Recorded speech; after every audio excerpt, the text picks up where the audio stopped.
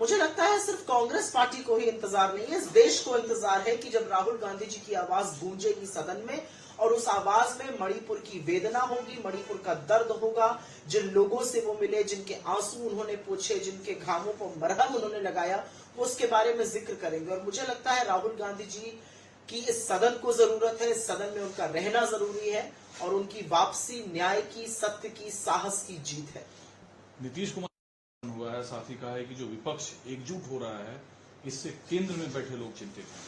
बिल्कुल चिंतित है और मुझे लगता है जिस तरह से भाजपा के होश उड़ गए हैं राहुल गांधी जी के लौटने से, वो दिख रहा है सबको। अनर्गल आरोप लगाए जा रहे हैं, मुद्दे से भटकाया जा रहा है। इस देश के सामने सिर्फ और सिर्फ एक ज्वलंत मुद्दा है और वो मुद्दा है 3 महीने से ऊपर से जड़ता हुआ मणिपुर। और क्यों सरकार पूरी तरह से उस पर चुप है, क्यों प्रधानमंत्री 78 दिन तक एक शब्द नहीं बोल पाते हैं। बीजेपी के पैरों के तले से जमीन खिसक गई है। ये सच है कि राहुल गांधी के हर शब्द से प्रधानमंत्री कांपते हैं, गला सूखेगा और पानी और पिएंगे। और राहुल गांधी जी पूरी शालीनता से इस देश को मणिपुर की असलियत बताएंगे और वो बताएंगे जो उनकी आंखों ने देखा है और जो उनकी रूह ने महसूस किया है वहां। आप कह रहे हैं देश की असलियत राहुल जी बताएंगे, लेकिन अनुराग ठाकुर ने हमला बोला है कि आप सभी लोग इंक्लूडिंग राहुल गांधी, कांग्रेस पार्टी और like minded party, news link की बात है, चाइना का जो एजेंडा है उसे आगे बढ़ाते हैं।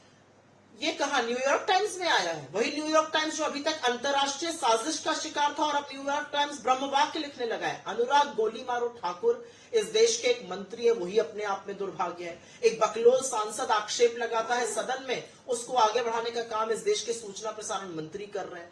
मुझे ऐसा लगता है कि आज सवाल यह है कि मणिपुर पर सदन से क्यों भाग रहे हैं, चीन पर क्लीन चिट क्यों दी है, चीन के साथ व्यापार क्यों बढ़ाया है। 18 बात गलबैया करी मोदी जी ने, रिजल्ट सुई बटा सन्नाटा है। हम अभी भी अप्रैल 2020 की यथावत स्थिति में क्यों नहीं लौट पा। जातिगत जनगणना पर फिर एक बार खबर है, सुप्रीम कोर्ट ने रोक लगाने से इनकार किया। असदुद्दीन ओवैसी का कहना है कि नरेंद्र मोदी भी जनगणना शुरू कराए, 50% आबादी वाले को 27% कोटा और 10% आबादी वाले को 50% कोटा।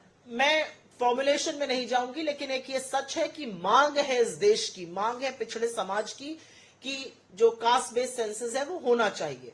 हम ही कर देते, लेकिन कुछ कारण थे जो नहीं हो पाए हमारे कार्यकाल के दौरान। प्रधानमंत्री अगर वाकई में सीरियस है हक की बात करने के लिए, हुबूब की बात करने के लिए, तो कराएं सेंसस। क्यों उससे भाग रहे हैं? हर उस चीज से जिससे लोगों का भला होगा इस देश के, उससे प्रधानमंत्री सतत क्यों भागते हैं? चाहे वो मणिपुर हो, चाहे वो बेरोजगारी हो, चाहे वो महंगाई हो।